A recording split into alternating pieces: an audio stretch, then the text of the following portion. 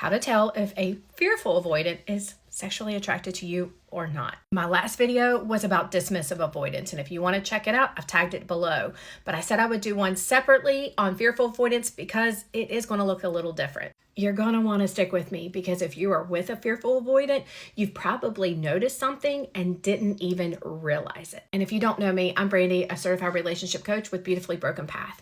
I specialize in attachment styles. I help my clients heal and do the inner work so they can become more secure with themselves and in their relationships, and I help clients heal from breakups with fearful and dismissive avoidance. When it comes to sexual attraction with fearful avoidance, as frustrating and nerve-wracking as it can be, you are still going to experience the same classic push-pull behaviors with them as you do in other aspects of the relationship. If a fearful avoidant is sexually attracted to you, they are going to soften. They're going to lean in and they are going to engage in sexual intimacy. They're going to be fully engaged before, during, and after sexual intimacy. It's going to be eye contact, love, touch, intimacy, all the things that make them feel so emotionally charged and intense, and why people love fearful avoidance. And they are going to respond when you initiate.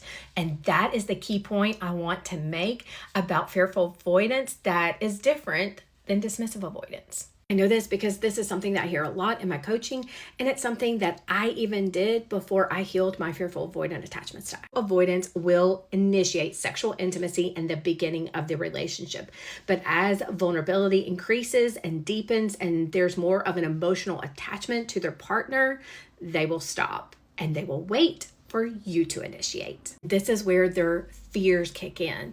Their fears of being left, abandoned, rejected, or even betrayed. And so by initiating, it feels a little too risky for them. Waiting for you to initiate, it confirms that they are wanted, chosen, and desired. So just because they don't initiate, it doesn't mean that they're not sexually attracted to you.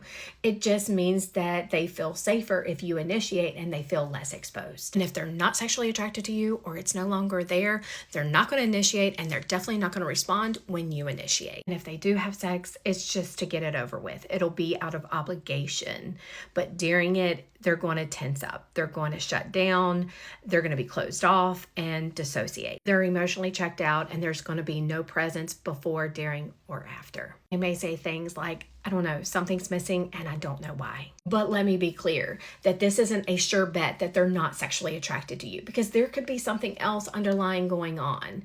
And I don't want you to put stock in it of, oh my gosh, they're just not sexually attracted to me, because they could be resentful, or they could be not feeling safe in the relationship for whatever reason that's going on internally for them. And if you're with a fearful avoidant and this resonated with you and had that aha moment about initiating, let me know your thoughts in the comments.